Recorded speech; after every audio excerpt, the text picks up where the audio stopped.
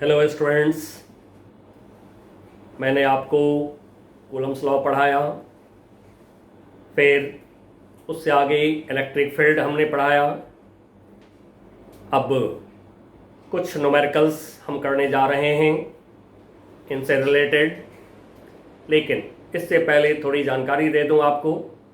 Board exam के लिए NCERT full होना चाहिए। बोर्ड में सारे क्वेश्चंस एनसीईआरटी के होते हैं। नीट के लिए, जी मेन के लिए भी एनसीईआरटी अच्छे से होना चाहिए। इसके बाद जो सारे आईआईटी रैंकर्स, नीट के, मेडिकल के रैंकर्स बताते हैं, आप भी इंटरव्यू देख सकते हैं यूट्यूब पर। जिस बुक का नाम लेते हैं वो है concepts of physics by doctor H C. Verma. इस बुक के अंदर सारी अच्छी अच्छी प्रॉब्लम्स का कलेक्शन है। इससे जी मेन, जी एडवांस्ड सारे कवर हो जाते हैं। फिर भी मैं यहाँ पर जो बच्चे जी एडवांस्ड के लिए सोचते हैं उनको कहूँगा कि एक बुक आप और सॉल्व करिएगा फॉर प्रैक्टिस। वो है problems in general physics by I E. Irodov.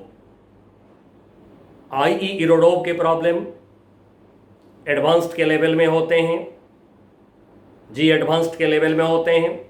इसको मेडिकल की तैयारी करने वाले बच्चे नहीं करिएगा। ऐसे आप करना चाहें तो कर सकते हैं, लेकिन इसमें आपका जो टाइम है, प्रेशियस टाइम है, वो खर्च होगा। आपको मेडिकल वाले जो बच्चे हैं एनसीईआरटी कर लें, concepts of physics by doctor H C. Verma कर लें। चलिए अब मैं आगे कराता हूं आपको। सबसे पहले एनसीईआरटी से मैं ले रहा हूं प्रॉब्लम, और जैसा कि बच्चों मैंने बोला था आपको कि आपके नोटबुक में जो टूल्स एंड टेक्निक्स मैंने दिया है उससे मैच करके, अपनी क्लास नोट्स को मैच करके प्रॉब्लम करेंगे, सारे प्रॉब्लम सॉल्व होगा, ये मैंने कहा था। अब करते हैं काम। प्रॉब्लम है 1.6 एनसीईआरटी की।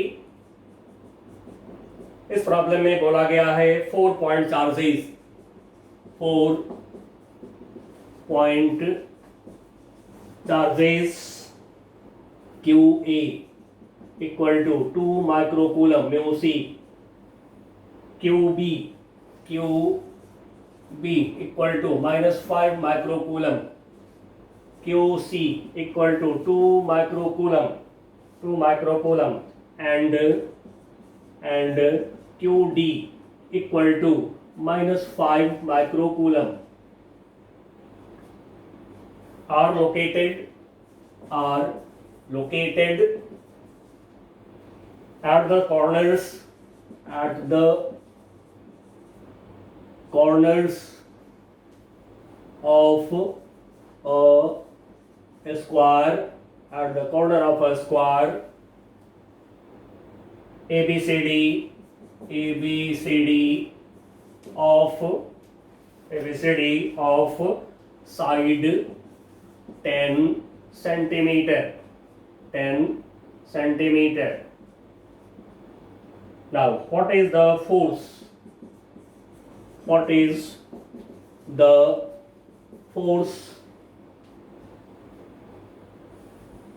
On a charge of 1 mu C, 1 microcoulomb, placed at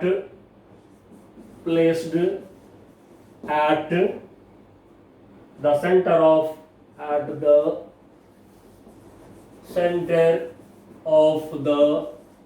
square। चलिए बच्चे, ये हमारा क्वेश्चन है। अब सॉल्व करने की बात आ गई। जैसा कि मैंने आपको फर्स्ट क्लास में बताया था, 3 स्टेप्स प्रॉब्लम सॉल्व करने का। फर्स्ट स्टेप यही था हमारा कि कॉन्सेप्ट को जमा करना है, क्लास नोट्स तैयार करनी है। वो हो चुका, कॉन्सेप्ट मैंने आपको दे दिया। अब दूसरा स्टेप हमारा क्या है, प्रॉब्लम को पढ़िए, डेटा कलेक्शन करिए। तो चलिए सेकंड स्टेप पर हम आ रहे हैं, डेटा कलेक्शन कर रहे हैं। हमें दिया गया है QA 2 माइक्रोकूलम 2 10⁻⁻⁶ कूलम। हम लोग SI में काम करेंगे, पूरे फिजिक्स में SI में काम करेंगे। QB this is -5 10⁻⁻⁶ coulomb, micro 1 micro 10⁻⁻⁶। Now QC is 2 microcoulomb 2 10⁻⁻⁶ coulomb. QD this is -5 10⁻⁻�6 coulomb. और जिस चार्ज पे हमें फोर्स निकालना है, तो जैसा कि मैंने principle of superposition of charge के समय बताया था कि जिस पे फोर्स निकालना हो आप उसको सीधे क्यों लिखिए, बिना सबस्क्रिप्ट का 1 2 3 4 ABCD कुछ मत लिखिए उसमें। क्यों? इससे आपको राइटिंग करने आसान हो जाएंगे। नहीं तो F12 F21 FAB FBA करके प्रॉब्लम में करेंगे, बहुत अच्छी बात है, लेकिन लिखने में एक तो टाइम लगता है, साथ में क्या होगा कि यदि कहीं उल्टा पड़ गया, AB के जगह पर FAB के जगह पर FBA लिखा गया तो वहीं पर कट जाएगा। तो फिर हम रिस्क क्यों लेंगे, हम सिंगल सबस्क्रिप्ट राइटिंग कर लेंगे। ड्यू टू QA फोर्स को हम FA बोल लेंगे, ड्यू टू QB फोर्स को हम FB बोल लेंगे, due to charge Q1 force को F1 बोल लेंगे, due to charge Q2 force को F2 बोल लेंगे। सिंगल सबस्क्रिप्ट में राइटिंग करिए, कोई परेशानी नहीं है, कोई गलत नहीं करेगा आपको बोर्ड में। 10⁻⁻⁶ कूलम, साइड ऑफ स्क्वायर ये है 10 सेंटीमीटर, 10 सेंटीमीटर 0.1 मीटर। अब ये डेटा कलेक्शन हमने कर लिया। अब हमें चाहिए फोर्स ऑन दिस चार्ज। अब सोचते हैं कि क्या यहां पर कोई फॉर्मूला हम डाल दें, ये निकल जाएंगे? नहीं निकलेंगे। चलिए, तो सेकंड स्टेप में डेटा कलेक्शन करके कॉन्सेप्ट लगाना है, फॉर्मूला लगाना है, तो हम देख रहे हैं कि नहीं सॉल्व होगा, बिना फिगर का नहीं सॉल्व होगा। तो तीसरा स्टेप है, लास्ट स्टेप, फिगर ड्रॉ करिए, फिगर पे सारी बात को डालिए और फिर फिगर से सॉल्व कर लीजिए प्रॉब्लम को। तो चलिए फिगर अब ड्रॉ करते हैं। हमारे पास में जो स्क्वायर है, ये स्क्वायर लिया हमने, ABCD जहां से मन करे वहां से लिखिए। चलिए यहां पर मैं लिखा A, यहां लिखा B, यहां पे C, यहां पे D। नाउ पॉइंट A पर चार्ज है QA, पॉइंट B पे चार्ज है QB, C पे चार्ज है QC एंड D पे चार्ज है QD। अब स्क्वायर की सेंटर लोकेट करना है, तो जहां पर स्क्वायर के डायगोनल्स इंटरसेक्ट करते हैं, जहां पर स्क्वायर के डायगोनल मिलते हैं, that is centre of square. ठीक है, उसी तरह से इक्विलैटरल ट्रायंगल का सेंट्रॉइड आप पढ़े हुए हैं, जहां पे सारे मेडियंस कटते हैं, उसको सेंटर ऑफ इक्विलैटरल ट्रायंगल यानी कि सेंट्रॉइड बोलते हैं। अब चलिए सेंटर लोकेट करते हैं, पॉइंट A और C को ज्वाइन करा, पॉइंट B और D को ज्वाइन करा। अब ये हो गया सेंटर। अब इस सेंटर पर कुछ लिख लेते हैं, मान लीजिए यहां पर मैंने O लिख दिया। अब यहां पॉइंट O पर चार्ज Q रखा हुआ है जिस पर हमें फोर्स चाहिए। अब ये हमारा प्रॉब्लम हो गया। स्क्वायर की साइड की लेंथ है L। अब ये सारे डिस्टेंसेस इक्वल होते हैं, जैसा कि आप जानते हैं। इन सारे डिस्टेंस को R सपोज कर ले रहे हैं, यानी कि OD, OA, OB, OC सबको R सपोज कर लीजिए। अब R का पता लगा लीजिए। तो सबसे पहले हम ले रहे हैं BD, स्क्वायर के diagonal √2 into one side. Now अब इसमें R, small r equal to, जैसा कि देख रहे हैं स्मॉल r जो है BD का हाफ है, एंड सो ये हो गया BD by 2 √2 L by 2। Now this is L by √2। अब बच्चों आप सोच रहे होंगे मैं न्यूमेरिकल वैल्यू तो डाल ही नहीं रहा हूं, क्यों नहीं डाल रहा हूं? तो बच्चों एग्जाम में फिजिक्स के प्रॉब्लम में टाइम बचाने का यही तरीका है कि आप न्यूमेरिकल वैल्यू को तुरंत हर स्टेप में यूज मत करिए, बहुत टाइम लग जाएगा कैलकुलेशन करने में। आप पहले सिंबॉलिक सॉल्यूशन कर लीजिए, QA, QB, QC, QL, R के टर्म में पहले अपना फाइनल कर लीजिए कैलकुलेशन।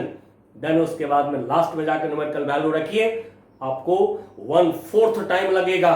यही है टाइम की मैनेजमेंट, और कंपटीशन में बहुत जरूरी होता है ये टाइम मैनेजमेंट। तो फिर अब हम आते हैं, जो कुछ पढ़े हैं अब उस पर सोचते हैं जरा। हमने आपको फोर्स की प्रॉब्लम को 2 टाइप्स में डिवाइड कर दिया हुआ है। सिर्फ 2 टाइप्स की प्रॉब्लम है आपके बुक के अंदर। आपको तो लगता होगा बहुत टाइप का प्रॉब्लम है, लेकिन मैंने 2 पार्ट में 2 टाइप में डिवाइड कर दिया है आपके पूरे फिजिक्स के फोर्स की प्रॉब्लम को। तो बच्चों, फर्स्ट टाइप में क्या था, क्या हमने दिया है आपको टूल्स एंड टेक्निक में? फर्स्ट टाइप में है प्रॉब्लम ऑफ फोर्स, जिसमें कि मास वर्ड नहीं हो, मास की जरूरत नहीं हो, मोशन का कोई प्रॉपर्टी नहीं मांग रहा हो, तो है हमारा फर्स्ट टाइप का प्रॉब्लम। अब देखिए कि इसमें कहीं पर मास है, नहीं है, किसी चार्ज किसी पार्टिकल का कोई मोशन की प्रॉपर्टी, डिस्प्लेसमेंट, एक्सेलरेशन, वेलोसिटी कहीं मांगा गया है, नहीं मांगा गया है, तो टाइप 1 हो गया प्रॉब्लम। अब टाइप 1 को हम सॉल्व कैसे करें, वो भी दिया हुआ है टूल्स एंड टेक्निक में। तो फिर टाइप 1 में हमने जो दिया है आपको मेथड, उसमें लिखा हुआ है फाइंड रिजल्टेंट फोर्स। अब कैसे फाइंड करें, वो भी हमने टूल्स एंड टेक्निक में आपको दे रखा है। पहले फोर्स को ड्रॉ करेंगे, ड्रॉ करने के बाद फोर्स को एक्स एक्सिस वाई एक्सिस के अलोंग हम रिजॉल्व कर लेंगे। अलोंग एक्स एक्सिस टोटल करेंगे, आर एक्स मिलेगा, रिजल्टेंट का x component. Along y axis सबको ऐड करेंगे, सारे कंपोनेंट को ऐड करेंगे, आर वाई मिलेगा, फिर तो R equal to under root R x square plus R y square. तो चलिए पहले फोर्स दिखाते हैं। यहाँ पर ये जो चार्ज क्यू है, इसको ये क्यू ए पॉजिटिव है, ये क्या करेगा, रिपल करेगा ऐसे। तो फिर फोर्स हो गया क्यू पर, क्यू ए की वजह से जो फोर्स हो गया, इसको बोला हमने एफ ए बोला इसको। अब क्यू बी निगेटिव चार्ज है, ये निगेटिव है, एंड सो ये क्या करेगा, इस पॉजिटिव चार्ज को अट्रैक्ट करेगा अपनी तरफ। अब ये due to Q B force है, इसको एफ बी बोल दिया हमने। उसी तरह से चार्ज सी क्या करेगा, क्यू को रिपल करेगा इधर, तो फिर जो फोर्स लगा सी की वजह से, इसको बोल दिया एफ सी। और ये जो क्यू डी चार्ज है निगेटिव है, ये क्यू को अट्रैक्ट करेगा अपनी तरफ, तो फिर ये फोर्स हो जाएगा हमारा एफ डी। चलिए पहला स्टेप हो गया, फोर्स का दिखाना हो गया। अब दूसरा स्टेप की बात करते हैं। सेकंड स्टेप में हम क्या करें, एक्स वाई एक्सिस ले लें ऐसे, और सारे फोर्स को फटाफट रिजॉल्व कर दीजिए।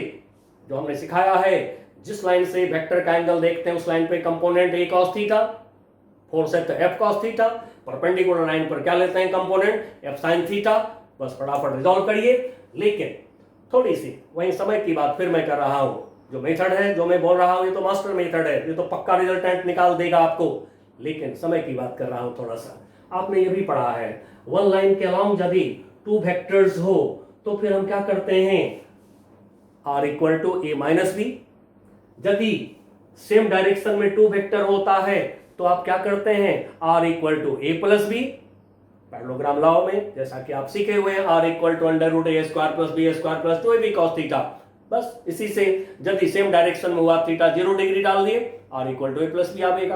अपोजिट डायरेक्शन में 2 वेक्टर ए और बी हुआ, थीटा 180 डिग्री डालिए, आर के फार्मूला में निकल आएगा R equal to A minus B. तो देखिए बच्चों, यहाँ पर ये दोनों अपोजिट डायरेक्शन में है, इसको माइनस करके पहले हम इसका रिजल्टेंट ले लेंगे, फिर इसको माइनस करके हम इसका रिजल्टेंट ले लेंगे। अब माइनस करने के समय या प्लस करने के समय वैल्यू की जरूरत पड़ेगी हमें, तो चलिए वैल्यू निकाल लेते हैं। अब जिसकी जरूरत आते रहे वो करते जाइए, ठीक है ना। प्रॉब्लम को कभी डिफिकल्ट मत समझिएगा, खाली जिसके पास फिजिक्स का कॉन्सेप्ट है वो सारा प्रॉब्लम कर देता है। नाउ अब हम ले रहे हैं F A force equal to 1/4 pi epsilon naught. One charge Q A 2 into 10 to the power -6, other charge q, this q is 1 10 to the power -6। अब देखिए सब में q आने वाला है, ठीक है, तो मैं कहूंगा कि अभी इसको q ही छोड़ दीजिए। Now upon square of distance R square, direction जो दिखा रखे हैं एफ ए की डायरेक्शन ये दिखा रखे हैं अलोंग ओसी, बट प्रॉब्लम ये सब ओसी अलोंग ओसी ये सब लिखना नहीं है, न्यूमेरिकल में नहीं लिखना है। Now F B equal to 1/4 pi epsilon naught, charge 5 ये है आपका 5 10 to the power -6, और एफ बी फोर्स भी क्यू पर है, तो Q1 हो गया इनटू Q2 को Q लिख के छोड़ दीजिए। अभी अब कहेंगे ऐसा क्यों कर रहे हैं, तो टाइप को बचाते रहिए, ठीक है। जो मेन न्यूमेरिकल वैल्यूज है डालिए और दूसरे को बचा के रखे रहिए, समय बचावेगा ये आपका। बाद में वैल्यू रख लीजिएगा, सारे का वैल्यू रख करके कैलकुलेट मत करिए। नाउ आर स्क्वायर, डिस्टेंस तो इनके बीच में भी आर ही है, कर लिया हमने। अब आते हैं QC को देखिए जरा, ये QC और QA की वैल्यू क्या देख रहे हैं, सेम है। ये डिस्टेंस और ये डिस्टेंस भी सेम है, तो अलग से बुक के तरह मत निकालिए FC, क्योंकि इसमें टाइम लगेगा आपका। एंड सो टाइम बचाइए, ये हो गया FC सेम है तो लिख लीजिए। उसी तरह से QD निकालेंगे, ये सेम है QB के। एंड सो जो B की वजह से फोर्स है वही D की वजह से होगा, तो FD का मैग्नीट्यूड भी आपका सेम है। बस अब इतना लिख लिया हमने। अब इसके बाद जैसा कि अब आप देख रहे हैं फिगर में, along AC along BD पहले हम रिजल्टेंट निकालते हैं। रिजल्टेंट फोर्स along पहले मैं AC ले रहा हूं, along AC इसको बोल दे रहा हूं F1। चलिए अभी F1 का मैग्नीट्यूड पहले, कभी भी वेक्टर का पहले मैग्नीट्यूड। और बच्चों सावधान रहिएगा, क्योंकि मैं भी देख रहा हूं कई सारे लोगों का राइटिंग चेक कर रहा हूं, मैं भी देख रहा हूं एक तरफ वेक्टर लिख दिया, एक तरफ स्केलर लिख दिया। साहब एक वेक्टर एक स्केलर कभी इक्वल नहीं हो सकता है। अब ये मत सोचिएगा कि प्रॉब्लम में हम कर दिए तो हो गया। No no no no, board में देखा जाएगा आपने इधर वेक्टर इधर स्केलर लिखा, गलत है राइटिंग आपका, इसलिए सावधान रहिए। ये नहीं कि एरो दे दिया इधर वेक्टर लिख करके इधर बिना एरो का काम कर दिया। आप चेक करिए, बहुत सारे लोग पढ़ा रहे हैं फिजिक्स सिस्टम है यूट्यूब के ऊपर, चेक करिए, खुद से देखिएगा, ठीक है, जो कैसे लिख रहे हैं इसके सावधान रहिए, गलती मत करिए अपने तरफ से। नाउ F1 इक्वल टू अब ये AC के अलाउंग 2 फोर्सेस है हमारे, दोनों को हम माइनस करें तो FA माइनस FC। अब इसमें कौन बड़ा कौन छोटा तो नहीं है, दोनों इक्वल हैं, तो किसी में से किसी को माइनस कर सकते हैं आप। अदरवाइज जब माइनस करने लगिए तो जैसा कि हमने आपको बताया है R equal to A minus B करते हैं तो क्या करते हैं, बड़े में से छोटे वेक्टर के मैग्नीट्यूड को माइनस करते हैं। तो बड़ा में से छोटे को माइनस करेंगे, रिजल्टेंट की डायरेक्शन किधर आता है, इन डायरेक्शन ऑफ लार्ज वेक्टर। तो फिर ये तो हो गया आपका जीरो हो गया, दोनों इक्वल हैं। चलिए तो डायरेक्शन भी नहीं देंगे, जीरो हो गया। तो फिर उसी तरह से रिजल्टेंट फोर्स along अब BD लेते हैं, along BD के along इसको मैं F2 बोल देता हूं। नाउ अब F2 इक्वल टू फिर BD के along हम देख रहे हैं 2 फोर्सेस हैं, FB है FD है, FB माइनस FD दोनों इक्वल हैं, इक्वल टू 0 हो गया। अब देखिए कि यदि वैल्यू आता कहीं F1 का वैल्यू आता तो फिर हम यहाँ F1 लिख लेंगे। F2 का यदि हमें वैल्यू मिलता 0 नहीं होता तो फिर हम यहाँ पर क्या करते, BD के along हम लिख लेते F2 लिख लेते। अब 4 वेक्टर के बदला में 2 वेक्टर आ जाएगा आपको, F1 हो गया F2 हो गया, एंगल 90 डिग्री है, लगा दीजिए R equal to under root A square plus B square, यानी कि F रिजल्टेंट फोर्स F से मैं डिनोट कर रहा हूं, F ऑन 1 माइक्रोकूलम। जो क्वेश्चन है बोर्ड में लास्ट लाइन आप वो यूज करिए जो आपके क्वेश्चन का हो। तो फिर लास्ट लाइन अब हम ले रहे हैं, क्वेश्चन की लैंग्वेज था 1 माइक्रोकूलम पे फोर्स फाइंड करो। ये नहीं आप लिख देंगे force on Q, no no no, बिल्कुल नहीं, ऑन 1 माइक्रोकूलम।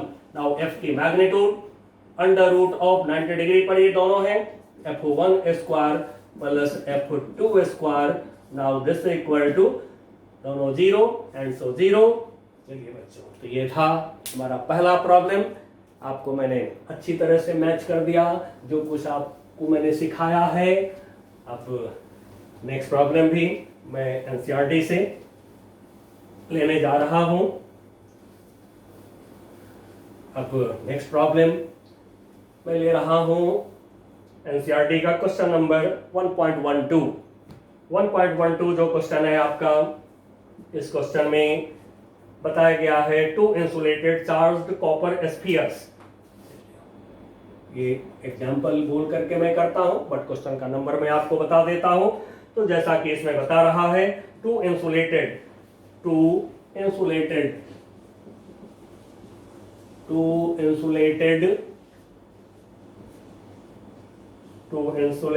यानी क्वेश्चन नंबर पार्ट ए है, क्वेश्चन का पार्ट ए है। 2 insulated charged copper sphere, charged copper sphere A and B have their centers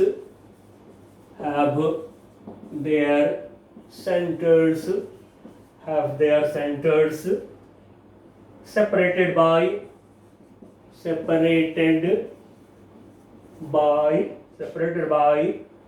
a distance 50 centimeter. What is the mutual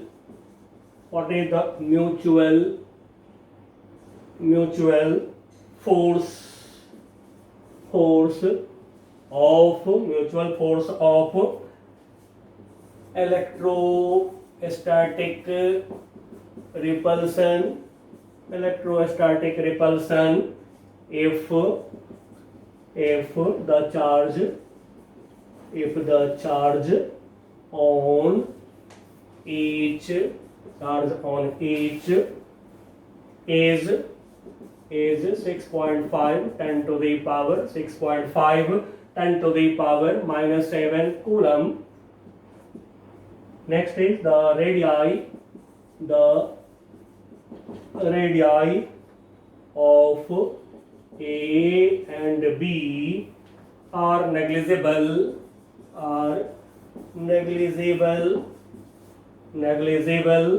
compared to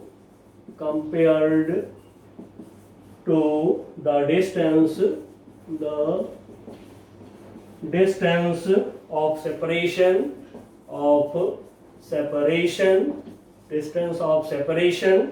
and next part B है हमारा इसी में. Second part है what is the force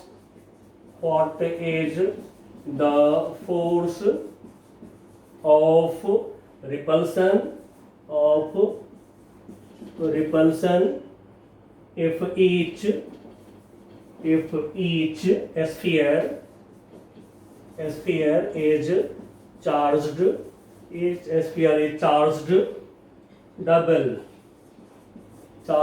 double the above amount and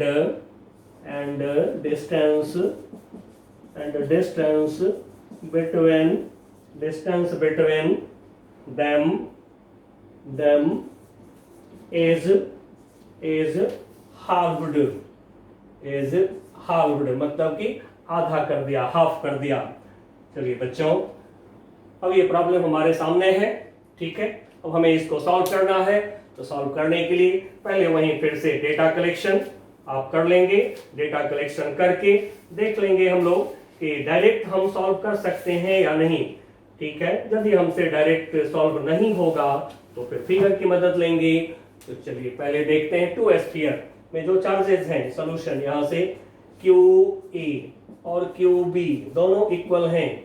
दोनों के बीच में दोनों की वैल्यू है 6.5 10 to the power -7 कूलम. इनके बीच की जो डिस्टेंस है R इक्वल टू ये दिया हमें कितना 50 सेंटीमीटर 0.5 मीटर. एसआई में हमेशा रखिए. अब पहला क्वेश्चन है हमारा यहाँ पर जो हमसे डिमांड किया गया है what is the mutual force of electrostatic repulsion. मतलब क्या, दो चार्ज जो एक दूसरे को रिपल करते हैं, म्यूचुअल फोर्स ऑफ इंटरेक्शन वही है. इलेक्ट्रोस्टैटिक फोर्स निकालना है दोनों चार्ज के बीच. तो बच्चों बिना फिगर का ये सॉल्व हो जाएगा. एंड सो लिख दिया F equal to 1/4 pi epsilon naught. One charge QA other charge QB दोनों के बीच की स्क्वायर ऑफ डिस्टेंस रखा value 9 into 10 to the power 9 6.5 into 6.5 का स्क्वायर एक जगह कर लीजिए. 10 to the power -7 का स्क्वायर एक जगह कर लीजिए. जैसा कि मैंने आपको बताया है एक प्रॉब्लम करके जो बताया था कूलम्स लॉ के बाद कि आप हमेशा 10 की पावर को अलग रख लीजिए और बिना 10 की पावर को अलग रख लीजिए. आराम से सॉल्यूशन होगा. नाउ 0.5 मीटर का स्क्वायर. अब बच्चों इसको आप सॉल्व करेंगे. ठीक है, एनसीईआरटी का आंसर है, गलत तो होगा नहीं. एंड सो ये हमारा है ये आंसर हमारा है 1.5 10 टू द पावर -2 न्यूटन। अब इसको आप कैलकुलेट कर लीजिएगा, ये काम आप कर लीजिएगा क्योंकि आप कैलकुलेशन कर लेंगे, इसमें हमें भरोसा है, बिल्कुल कर लेंगे। अब यहां से आगे सेकंड पार्ट में अब देखिए क्या हमसे बोल रहा है। तो सेकंड पार्ट में कह रहा है what is the force of repulsion in if each, चलिए थोड़ा मिट गया है, if each sphere is charged double. अब देखिए ईच स्फीयर पे चार्ज को डबल करा, तो बी पार्ट में चार्ज को क्यू ए डैश सपोज कर रहा हूं, डबल करा इसको तो 2QA लिख लेता हूं। फिर उसी तरह से QB डैश कर लेता हूं, 2QB लिख लीजिए, ठीक है। फोर्स आउट में each sphere is charged double, each sphere को डबल चार्ज कर दिया and distance between them is halved. अब जो डिस्टेंस है उसको मैं r डैश कर देता हूं, ये r/2 हो गया। अब बच्चों अब पहले हम फोर्स का फॉर्मूला लिखें, फिगर की अभी भी जरूरत नहीं है क्योंकि डायरेक्ट फॉर्मूला यूज हो रहा है। तो फिर फिगर की जब जरूरत लगे आपको कि नहीं यहाँ बिना फिगर का नहीं काम होगा तो फिगर ड्रॉ कर लीजिए, नहीं कोई प्रॉब्लम सॉल्व करने में थोड़ी भी दिक्कत होने लगे तो फिगर ड्रॉ कर लीजिए, तो पक्का सॉल्व हो जाएगा, कॉन्सेप्ट आपके पास फुल है। नाउ देन एफ डैश कर देता हूं मैं फोर्स को, this equal to 1/4 pi epsilon naught, एक चार्ज हो गया QA डैश, इसको 2QA कर लिया, चलिए एक बार लिख लेते हैं QA डैश, दूसरा चार्ज है आपका QB डैश, दोनों के बीच के डिस्टेंस है r डैश का स्क्वायर। अब यहाँ पे हम लिख लें 1/4 pi epsilon not 2QA into 2QB divide by r/2 का स्क्वायर, r²/4। अब देखिए यहां से जरा इसको मैच करिए।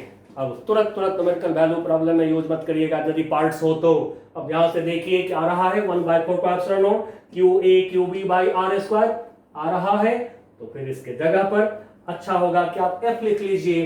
तो चलिए मैं थोड़ा साइड करता हूं, ये हो गया 2 × 2 4, ये 4 जाएगा ऊपर, into 4 into 1/4 pi epsilon naught QA QB upon r²।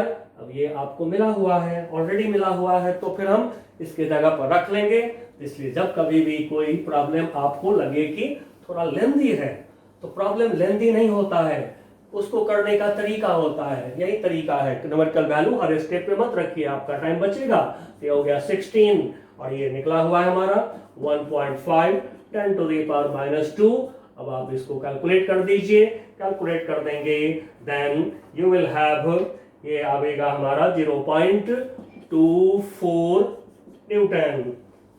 अब ये हो गया। अब इससे निकला है नेक्स्ट क्वेश्चन आपका, इसी से निकला है नेक्स्ट क्वेश्चन जो एनसीईआरटी में 1.13 है, 1.13 का रहा है। Suppose the sphere A and B, suppose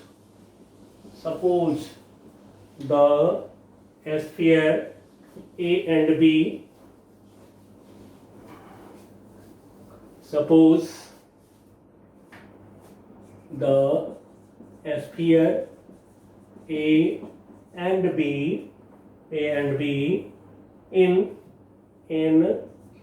above question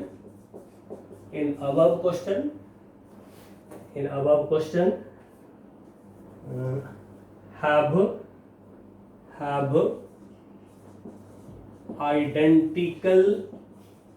identical sizes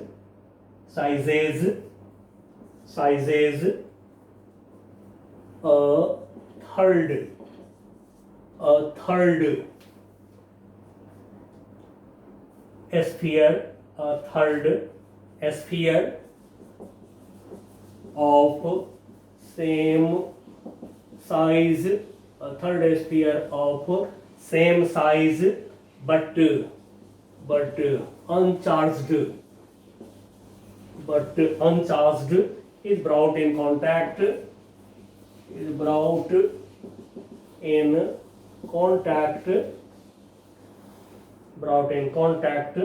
with the first, then then brought in contact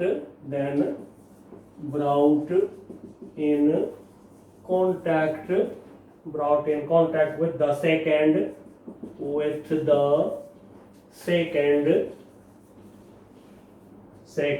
and finally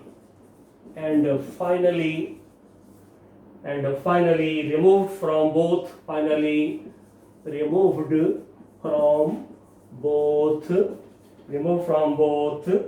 Now what is the new force? What is the new force? What is the new force of repulsion between A and B? Between A and B. चलिए बच्चों, अब इस पर देखते हैं किस तरह से हम इसको सॉल्व करें। तो जैसा कि हमने आपको सिखाया है कि जब एक अनचार्ज बॉडी को चार्ज्ड बॉडी के टच में रख देंगे हम, देन वहां पर क्या होगा? तो जो चार्ज्ड बॉडी है अनचार्ज बॉडी को चार्ज देता है। इसी को हम लोग पढ़े थे, charging by touching, charging by contact, तो उसको यूज कर लीजिए। अब यहां पे सपोज कर लेता हूं थर्ड स्फीयर को, let third sphere is C. अब ये सी क्या है? अनचार्ज्ड है। Now when sphere A and C touch, जब ये दोनों टच करेंगे तो पहले टोटल चार्ज कर लीजिए सिस्टम में। Total charge in system of A and C this equal to, तो देखिए ए के पास में चार्ज क्यू ए है, इसको क्यू ए ही रखेंगे अभी हम, क्यू ए। सी के पास में चार्ज 0 है, ये हो गया टोटल चार्ज। अब साइज इक्वल जब होते हैं तो इक्वल चार्ज लेते हैं बॉडीज। नहीं, यदि साइज डिफरेंट होगा तो अगला चैप्टर में आप पढ़ेंगे इलेक्ट्रिक पोटेंशियल, इलेक्ट्रोस्टैटिक पोटेंशियल, उससे आपको जानकारी मिलेगा कि डिफरेंट साइज के बॉडी में चार्ज कैसे डिस्ट्रीब्यूट होता है।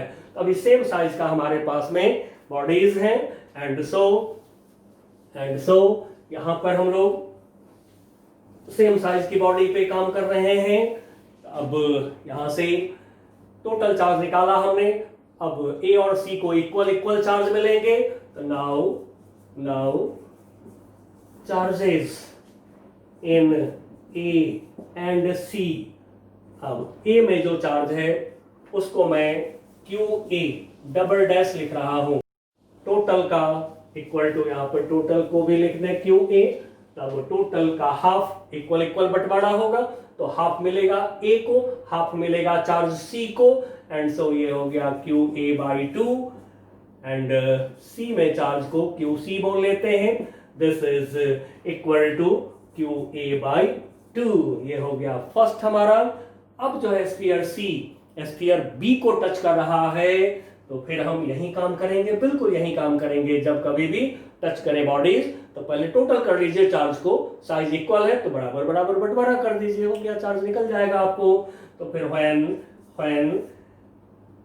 सी टचेस बी आफ्टर ए के बाद, ए को टच करने के बाद, शॉर्ट में लैंग्वेज लिख रहे हैं, ए को टच करने के बाद सी बी को टच करता है, तो अब फिर टोटल पहले कर लें, total charge in system of B and C, इसमें इक्वल टू, तब देखिए बी के पास में तो चार्ज क्यू बी है, इस समय सी के पास में कितना चार्ज है? Q A by 2। अब जैसा कि हम लोग ऊपर पढ़े हैं कि क्यू ए और क्यू बी तो इक्वल हैं, Q A Q B equal है, तो फिर दोनों की जगह पर सेम सबस्क्रिप्ट रख लीजिए। मैं क्यू ए लिख दे रहा हूं क्यू बी को, Q A plus Q A upon 2, तो हो गया 2 + 3 क्यू ए अपॉन 2। अब हमें करना क्या है? बी और सी में इक्वल चार्ज देनी है, तो फिर now charges in B and C, तो इस चार्ज को QB में चार्ज को मैं QB डबल डैश कर रहा हूं। Now this is equal to, अब इसका हाफ करेंगे तो हाफ इंटू 3QA बाई 2, ठीक है, टोटल चार्ज का half. Now this is 3QA upon 4। Similarly अब जो है चार्ज फिर C के पास में यदि हमें चाहिए तो इतना ही चार्ज होगा C के पास में, इक्वल बंटवारा कर रहे हैं, बट हमें C में चार्ज नहीं मांगा है प्रॉब्लम में, हमें कह रहा है कि अब जो है स्फीयर A में और स्फीयर B में दोनों के बीच में कितने फोर्स लगेंगे, तो फोर्स निकालना है, तो हम फोर्स निकाल लें। तो नाउ यहां से फोर्स निकाल रहे हैं, तो फोर्स को भी मैं F डबल डैश लिख रहा हूं। Now this is equal to 1/4 pi epsilon naught QA double dash QB double dash upon distance है सेम R स्क्वायर। नाउ अभी न्यूमेरिकल वैल्यू नहीं डालेंगे, अब यहां से ले लेंगे 1/4 pi epsilon naught QA double dash के जगह पर QA by 2 QB double dash के जगह पर इंटू 3QA बाई 4। नाउ इसके बाद R स्क्वायर डिस्टेंस स्क्वायर यानी कि R स्क्वायर, तो नीचे R स्क्वायर करेंगे। और बच्चों यहीं पर एक बात हिंट कर देता हूं, फिजिक्स में कभी भी न्यूमरेटर डिनोमिनेटर के बाद किसी से डिवाइड मत करिएगा भूल से भी, बस, क्योंकि रेशियो में न्यूमरेटर डिनोमिनेटर होते हैं। एंड सो आप इसको ऐसे आगे करके लिख लीजिए, बाई R स्क्वायर ऐसे लिख लीजिए। नाउ अब यहां से देखिए कि टर्म आपका क्या रहा है, 1/4 पाई एप्सिलॉन नॉट देख रहे हैं जो नंबर 12 में सॉल्व किए हैं, QA QB by R square, QA QB तो इक्वल है, तो QA QB by R square आ गया, तो इसके बदले में हम ये लिख लेंगे, समय की बचत होगी हमारी। तो नाउ इसको न्यूमेरिकल वैल्यू को साइड करते हैं, 3 लाया, 2 4 8 को साइड लाया, 1/4 पाई एप्सिलॉन नॉट QA इस QA को मैं QB लिख दे रहा हूं अपॉन R स्क्वायर। अब देखिए कि ये आपके सामने में है, में निकाले हैं आप, इससे पहले वाले क्वेश्चन में निकाले हैं आप। Now this is 3/8 into 1.5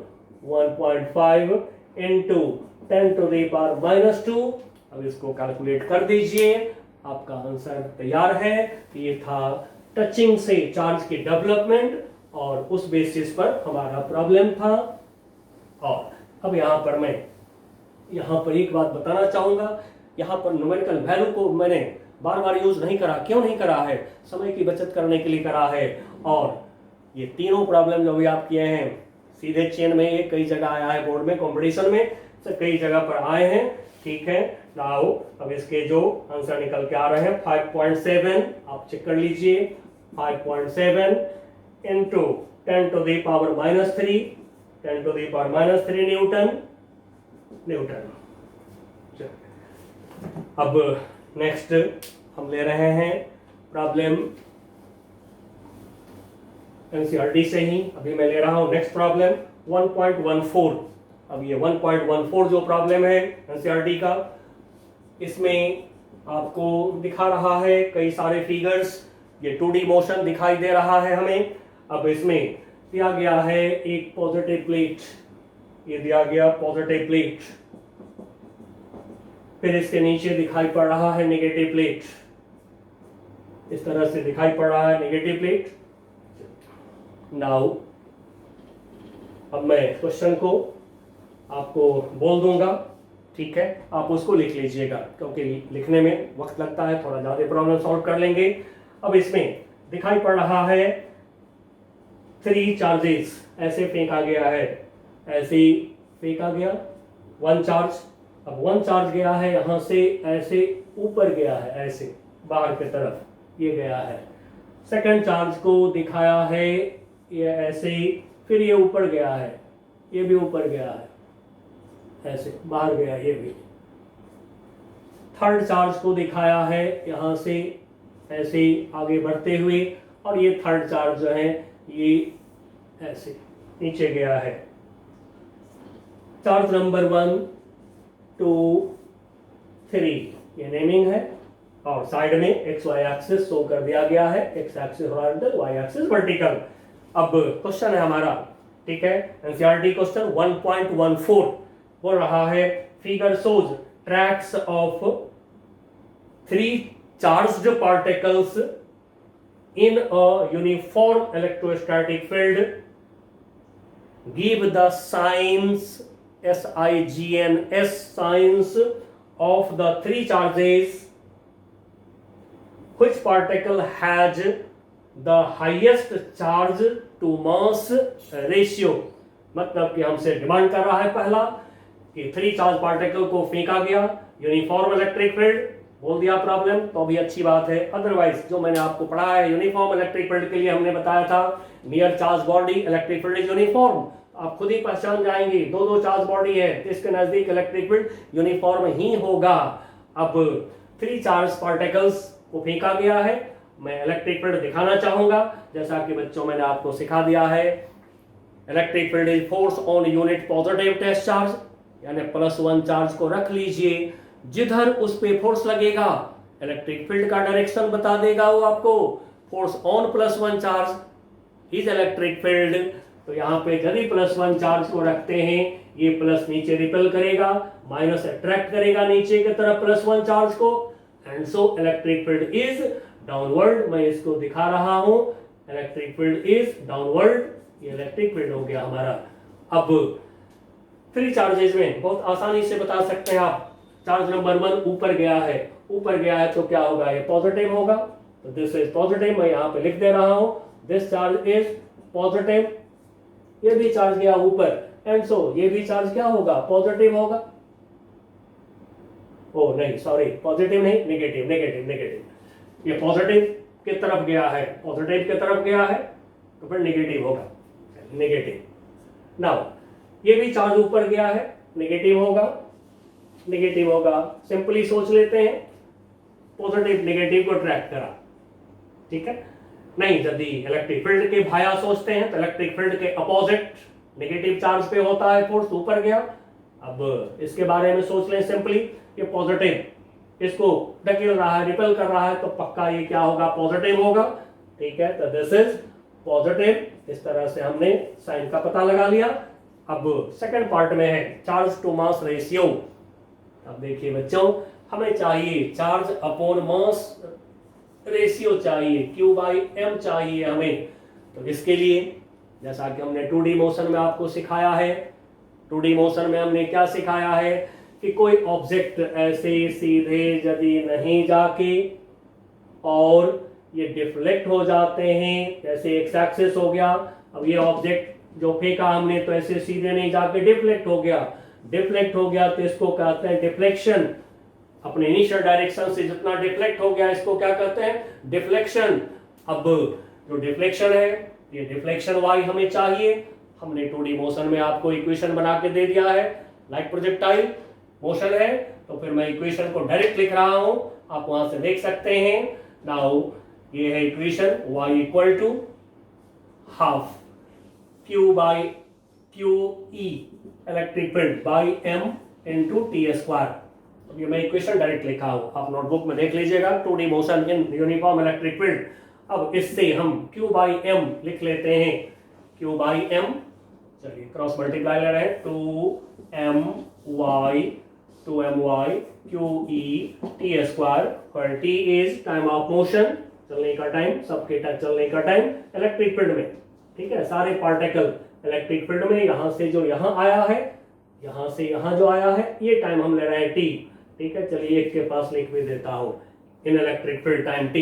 now Q/m equal to क्या होगा, ये हो गया हमारा 2y अपॉन Q निकल गया तो E t²। नाउ यहां से आप देख सकते हैं कि Q/m charge by mass ratio जो है y के डायरेक्टली प्रोपोर्शनल है, बिकॉज ये इलेक्ट्रिक फील्ड कांस्टेंट यहां से यहां तक हमने टाइम को टी एज्यूम कर लिया सबके लिए, 1 2 3 सबके लिए टाइम को टी एज्यूम करा, यहां से यहां चलने का टाइम टी। तो फिर ये तीनों टर्म आपका जो है सेम है, कांस्टेंट है। And so Q by M proportional to Y means जिसका डिफ्लेक्शन सबसे ज्यादा होगा अपने लाइन से, जिसका डिफ्लेक्शन सबसे ज्यादा होगा उसका चार्ज बाय मास रेशियो सबसे बड़ा होगा।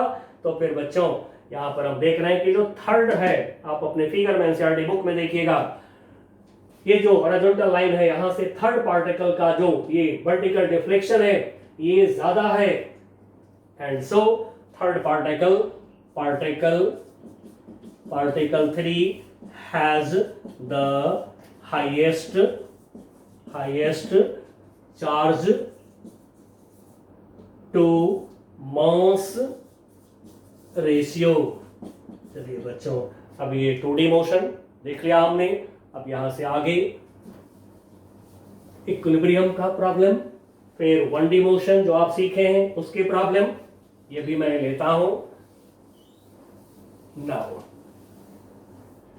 अब एनसीईआरटी में क्वेश्चन नंबर 1.25। अब ये क्वेश्चन क्या कर रहा है, चलिए अब मैं थोड़ा बोलता हूं, ठीक है ना, लिखिएगा आप लोग या फिर बुक से देखिएगा।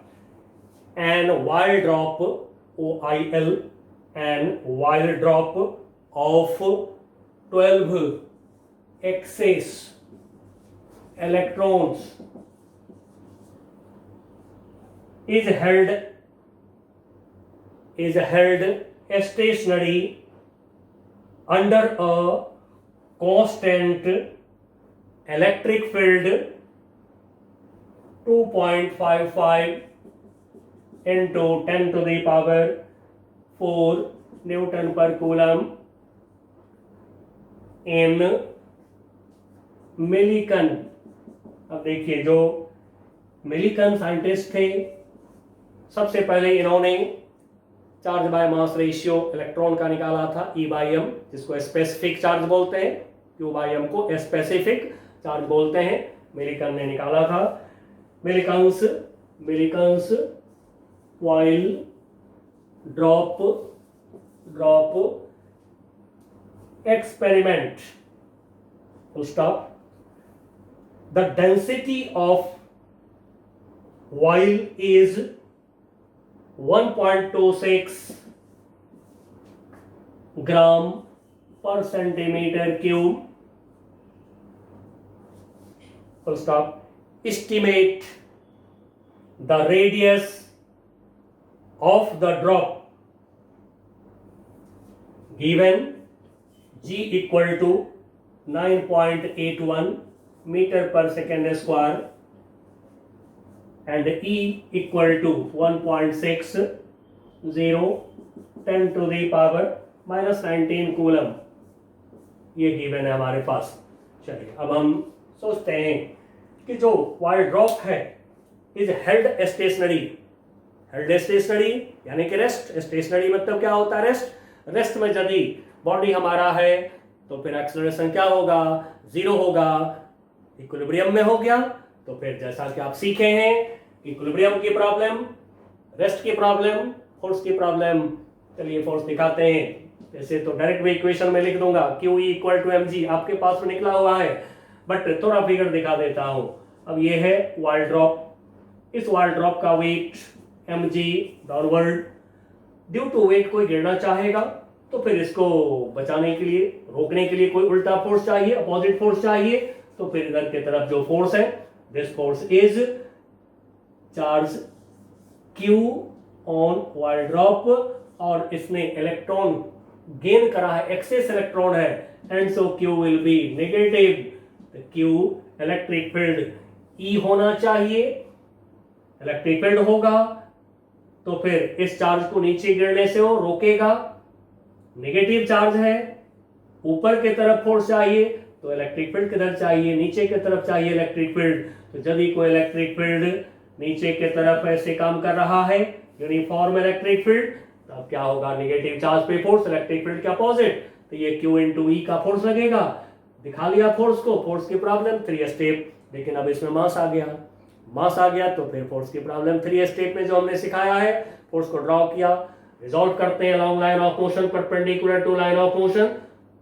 नहीं, ऑलरेडी यदि फोर्स मोशन के लाइन पर है, परपेंडिकुलर है, तो रिजोल्यूशन छोड़ दीजिए, अगला स्टेप ले लीजिए। अगला स्टेप में क्या है, रिजल्टेंट फोर्स निकालते हैं along line of motion, m into A करते हैं। अब ये सारी बात टोल्सन टेक्निक में हमने दे रखा है आपको। तो एक्सेलरेशन इसका है 0, acceleration of this charge particle is 0। Now equation form करते हैं, तो QE upward force minus mg downward force equal to m into A करा equal to 0, and so QE equal to हो गया mg। अब ये इक्वेशन हमारे पास आ गया है। अब इसमें सारे टर्म का हम पता लगा लेते हैं। और बच्चों, अब एक प्रॉब्लम सॉल्व करने की मेथड और आपको मैं बता रहा हूं। किसी भी प्रॉब्लम में फाइंड क्या करना है, जो फाइंड करना है उसका इक्वेशन तैयार करिए। सॉल्यूशन पहले मत सोचिए, इक्वेशन उसका तैयार करिए। पहले इक्वेशन तैयार करके लिख लीजिए जो फाइंड करना है उसके लिए। इक्वेशन लिख लिया, इक्वेशन लिखने के बाद देन उसमें जो जो टर्म आपको नहीं मालूम हो उस टर्म को निकालिए और उसमें डालिए, प्रॉब्लम बहुत इजीली सॉल्व होगा आपका। तो अब हम पता लगा रहे हैं, इसमें हमारे पास में Q कितना है, तो Q equal to 10 excess electron है, तो जैसा 12 एक्सेस इलेक्ट्रॉन है, तो जैसा कि हम लोग पढ़े हैं Q equal to NE, quantization of charge में पढ़े थे, Q इक्वल टू NE, तो फिर N हो गया 12 और E चार्ज ऑफ इलेक्ट्रॉन। और बच्चों एक बात और मैं बोलूंगा कि आप हमेशा जो Q equal to NE use करिए, इस सब को प्लस लेकर के यूज करिए। उसके बाद चार्ज का लॉस होगा तो प्लस चार्ज हम ले लेंगे, चार्ज का गेन होगा तो माइनस चार्ज ले लेंगे, ठीक है। तब ये जो है हमारे पास में नेगेटिव चार्ज है, और अच्छा होगा कि साइड में लिख दिया करिए नेगेटिव, ये ज्यादा बढ़िया होता है, ठीक है। लगा देंगे तो भी ठीक है, बट ये ज्यादा अच्छा रहता है। तो क्यू का पता लगा लिया हमने। ई इलेक्ट्रिक फील्ड ये है हमारे पास में 2.55 10 to the power 4 Newton per coulomb. ये नाउ एम का पता लगाते हैं। एम नहीं दिया है, नहीं दिया है तो कोई बात नहीं। स्फेरिकल वाइड ड्रॉप पढ़े होंगे 11 में सरफेस टेंशन चैप्टर में, लिक्विड ड्रॉप इज स्फेरिकल, तो स्फीयर का वॉल्यूम ले लीजिए 4/3 पाई आर क्यूब, जहां आर इस ड्रॉप का रेडियस हो गया, वॉल्यूम इनटू डेंसिटी। डेंसिटी हमने रो लिखा, रो इज डेंसिटी ऑफ ऑयल, तो वॉल्यूम इनटू डेंसिटी मास हो गया। जी का वैल्यू तो ऑलरेडी दे रखा है। अब ये डेंसिटी जो है, ये डेंसिटी की वैल्यू आपको सीजीएस में दे रखा है, तो सीजीएस में नहीं, आपको एसआई में यूज करना है। तो थोड़ा इस लाइन को मैं और आगे बढ़ा रहा हूं। 4/3 पाई की वैल्यू रखा 3.14। नाउ आर क्यूब, आर मालूम नहीं है, आर निकालने के लिए प्रॉब्लम बोल रहा है, ठीक है। डिमांड है आर, रेडियस डिमांड है। नाउ डेंसिटी, अब डेंसिटी के बारे में आप सोच लीजिए, एसआई में क्या होगा, तो 1.26, ये तो आप देख रहे हैं। और आपने पढ़ा होगा वाटर की डेंसिटी के बारे में, 1 ग्राम पर सेंटीमीटर क्यूब, ये वाटर की डेंसिटी है सीजीएस में, और यही होता है 10 टू द पावर 3 किलोग्राम पर मीटर क्यूब। तो इसको आप एज कन्वर्जन याद रख लीजिए। तो फिर 1 gram per centimetre cube 10 to the power 3 KG per metre cube, तो फिर आप यहां से देखिए, तो 1 ग्राम पर सेंटीमीटर क्यूब के जगह पर ये रख दीजिए 10 टू द पावर 3, ये हो गया केजी पर मीटर क्यूब। अब देखिए बच्चों, क्यू मालूम, ई मालूम, अब ये स्मॉल ई आपको गिवन है, यहां पर ये रख देंगे। अब यहां पे सबका वैल्यू डाल दीजिए, और आपको कह रहा है आर निकालने के लिए। तो जब आप आर निकालेंगे, चलिए थोड़ा सा मैं इसको आगे बढ़ा रहा हूं। तो यहां पर आर क्यूब है, तो जो आर क्यूब है, क्यूब रूट निकालने के लिए तो हमें लॉग टेबल की जरूरत होती है। चलिए मैं पहले यहां रख रहा हूं 12e स्मॉल ई, कैपिटल ई को अभी कैपिटल ई ही छोड़ता हूं, लास्ट में वैल्यू रखूंगा। एम के जगह पर 4/3 पाई आर क्यूब इंटू रो रखा। अब यहां से इसको सॉल्व करते हैं, हमें आर की जरूरत है, तो 3 से या 4 से इसको डिवाइड ले लें। ये हो गया हमारा 9 स्मॉल ई capital E pi R cube rho, हाँ जी जी जी जी, ये जी। नाउ यहाँ से आर क्यूब हो जाएंगे हमारे 9 small E capital E upon upon pi rho g. Now r equal to 9 e upon pi rho g raised power 1/3। अब देखिए बच्चों, इन सब की वैल्यू आप यहां भी आकर के डाल सकते हैं, और मैं तो यही कहूंगा कि अच्छा होगा कि आप यहीं पर आकर के डाल लीजिए। ठीक है, रो की वैल्यू, ये रो की वैल्यू एसआई में है। अब इनके वैल्यू को जितना छोटा कर सकें कर लीजिए, और यदि आप क्यूब रूट नहीं निकाल पाते हैं तो आंसर ऐसे लिखा जाता है बोर्ड में, पावर 1/3 देके लिखा जाता है। लेकिन इसको आपको पूरे सॉल्यूशन को फाइनल पे ले जाएंगे, जिसके आगे सॉल्यूशन अंदर नहीं पॉसिबल है वहां तक आप इसको ले जाएंगे। तो चलिए इसका वैल्यू डाल करके सॉल्यूशन आप निकालिएगा, मैं आगे बढ़ाता हूं काम को। अब एक प्रॉब्लम वन डायमेंशनल मोशन से मैं ले रहा हूं, और ये प्रॉब्लम मैं एनसीईआरटी के एग्जाम्पल से ले रहा हूं। अब ये एनसीईआरटी की जो एग्जाम्पल है ये है हमारा, ये है 1.8, एग्जाम्पल 1.8 एनसीईआरटी की, ये बोल दिया हूं। अब मैं लैंग्वेज बोल रहा हूं। इसमें 2 फिगर्स है हमारे पास, फिगर 1 एंड फिगर 2, 2 फिगर्स हैं हमारे पास। अब ये जो 2 फिगर्स हैं इसमें फिगर ए फिगर बी, दोनों फिगर में इसमें पॉजिटिव चार्ज नेगेटिव चार्ज, इधर पॉजिटिव चार्ज दिखा रहा है। एक इलेक्ट्रॉन को, ये है एक इलेक्ट्रॉन ई माइनस, इसको छोड़ा गया है, रिलीज किया गया है, ये रिलीज किया गया, छोड़ा गया। अब पहले हम इलेक्ट्रिक फील्ड देख लेते हैं। यहाँ पर +1 charge, unit positive test charge को रखेंगे, ये रिपेल करेगा ऊपर की तरफ। ये इलेक्ट्रिक फील्ड हो गया हमारा, इलेक्ट्रिक फील्ड ई। अब आगे बढ़ते हैं। यहाँ पर ऊपर प्लस चार्ज है, प्लस चार्ज, नीचे प्लेट पर माइनस चार्ज है। नाउ इसमें दिखा रहा है एक प्रोटॉन को छोड़ा जा रहा है। ठीक है, ऊपर से एक प्रोटॉन को छोड़ रहे हैं। अब ये है प्लस ई छोड़ रहे हैं इसको। नाउ इलेक्ट्रिक फील्ड की जांच कर लें। यदि यहाँ पर हम रखते हैं +1 चार्ज को, यूनिट पॉजिटिव चार्ज को, ये प्लस इधर रिपेल करेगा, माइनस क्या करेगा, अट्रैक्ट करेगा। इलेक्ट्रिक फील्ड हो गया नीचे की तरफ। अब देखिए मैंने आपको 1D मोशन में दिखा रखा हूं ऑलरेडी, इलेक्ट्रिक फील्ड वर्टिकल लेके दिखा चुका हूं मैं आपको। अब यहाँ पर जो क्वेश्चन है थोड़ा सा मैं लैंग्वेज बोल देता हूं, आप लिख लीजिए या फिर एनसीईआरटी की बुक से देखिएगा। Example 1.8, an electron falls through a distance of 1.5 centimetre. ये जो डिस्टेंस है, इस डिस्टेंस को मैं लिख रहा हूं d. This is 1.5 centimetre 10⁻⁻2 metre. SI में करते हुए चलिए, तो क्या लिखा हमने, an electron falls through a distance of 1.5 centimetre in a uniform electric field of magnitude 2 × 10⁴ newton per coulomb.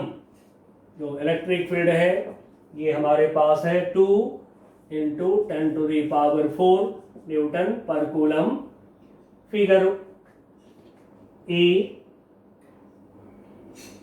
The direction of field is reversed keeping its magnitude unchanged and a proton falls through the same distance. Figure B, compute the time, यानी कि find the time of fall in each case. अगला part है contrast the situation with that of free fall under gravity. तो free fall under gravity में आपको पता है जी लेते हैं 9.8 मीटर, पर सेकेंड स्क्वायर। अब बच्चों जैसा कि हमने आपको 1D मोशन सिखा रखा है, पहले ए का पता लगा लीजिए सबसे पहले। ठीक है, ये डिस्टेंस यहाँ से यहाँ की डिस्टेंस जो है ये हमें प्रॉब्लम ने बोल दिया है डी, ये डी है, इसमें भी वही है सेम डिस्टेंस, यहाँ से ये है डी, ये डी डिस्टेंस है। अब सबसे पहले देखते हैं फोर्स इस पर। इलेक्ट्रिक फील्ड ऊपर की तरफ, फोर्स इस पे किधर होगा, नीचे की तरफ। ये हो गया फोर्स इक्वल टू क्या होगा, Q इंटू ई।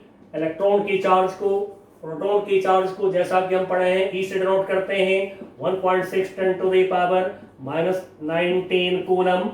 तो फिर ये हो गया स्मॉल ई कैपिटल ई, Q इंटू ई फोर्स हो गया। अब इसका एक्सेलरेशन, जिधर फोर्स उधर एक्सेलरेशन होगा, तो एक्सेलरेशन इधर के तरफ, इलेक्ट्रॉन के एक्सेलरेशन को ए ई बोल देता हूं मैं। अब जैसा कि हम लोग 1D मोशन निकाले हैं, acceleration a e equal to q E by m, तो फिर ये हो गया ई बाई इलेक्ट्रॉन के मास को एम ई कर देता हूं। अभी एक्सेलरेशन निकल गया हमें।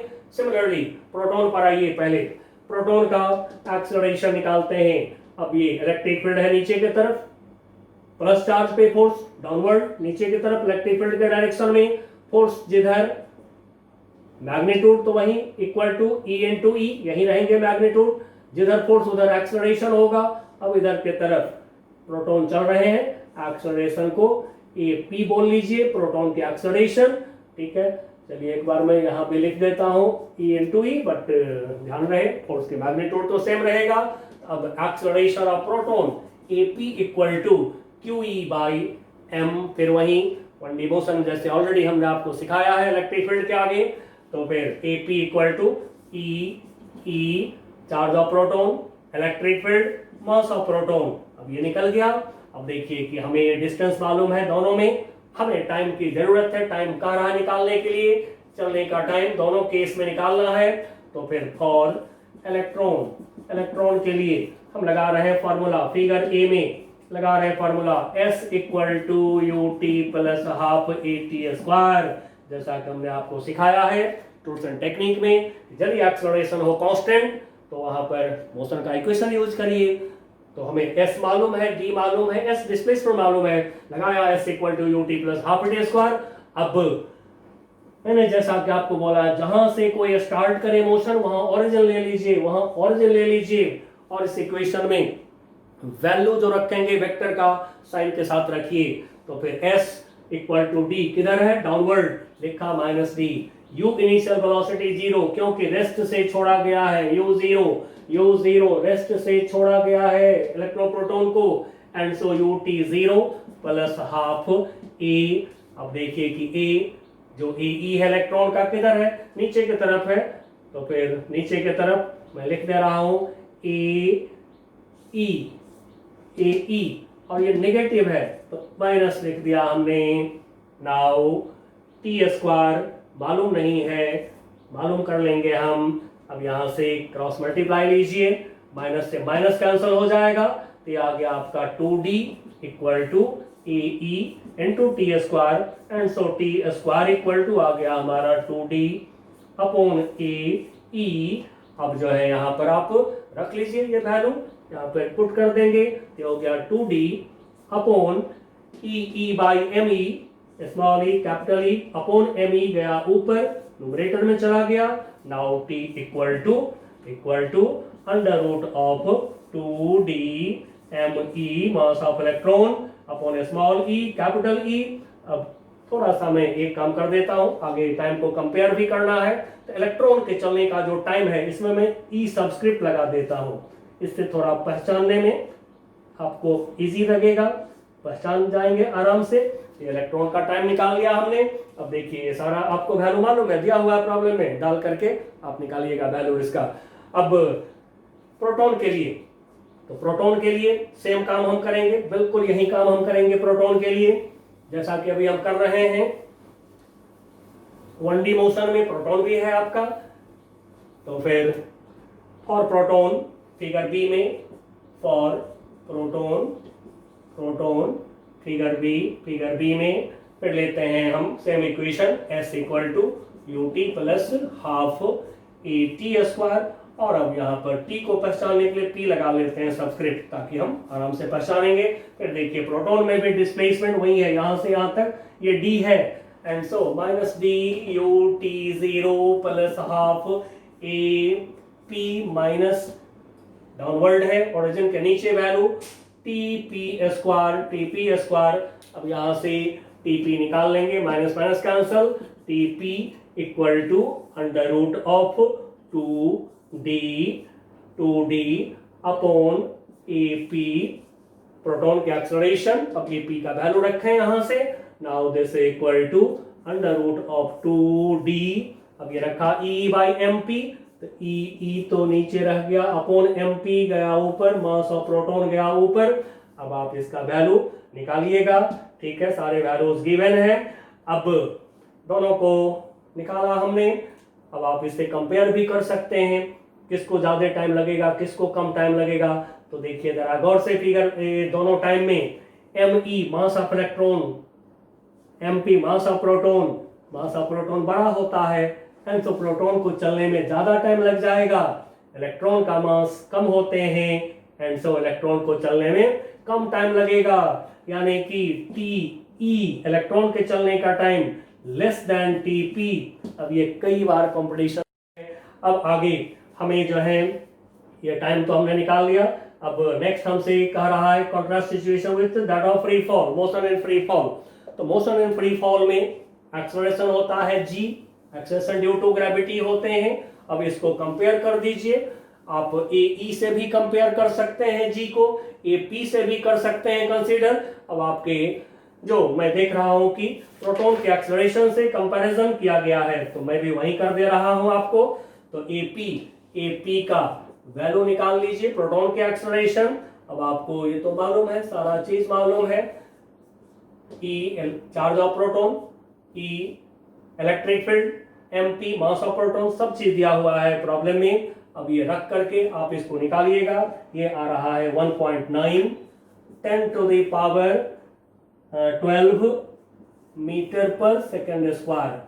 अब g का वैल्यू 9.8 मीटर पर सेकेंड स्क्वायर है। अब आप जरा कंपेयर करिए और देखिए क्या हाल है। एक्सेलरेशन प्रोटॉन का बहुत बड़ा हो गया एक्सेलरेशन ड्यू टू ग्रेविटी से। इसलिए बच्चों जब मैं आपको पढ़ा रहा था, कॉन्सेप्ट दे रहा था जिस समय इलेक्ट्रिक फील्ड में 1D मोशन प्रोजेक्टाइल मोशन का, तो क्या बोला था कि इलेक्ट्रिक फील्ड में आप ग्रेविटेशनल फोर्स को यूज मत करिएगा। अब देखिए कि इलेक्ट्रिक फील्ड में एक्सेलरेशन इतने बड़े हैं, ग्रेविटेशनल फील्ड में इतने बड़े हैं, तो फिर इसके रिस्पेक्ट में तो नेग्लिजिबल हो गया। चलिए बच्चों, मैं आपको कई सारे प्रॉब्लम्स आज सिखाया हूं। अब अगला क्लास जो हमारा होगा उसमें मैं कुछ और प्रॉब्लम आपको सिखाऊंगा, और साथ में अगली क्लास में मैं आपको सिखाने जा रहा हूं कंटिन्यूअस चार्ज डिस्ट्रीब्यूशन की वजह से इलेक्ट्रिक फील्ड क्या होगा, कूलम फोर्स क्या होगा। तो बच्चों अगली क्लास में हम मिलते हैं, तब तक के लिए बाय बाय।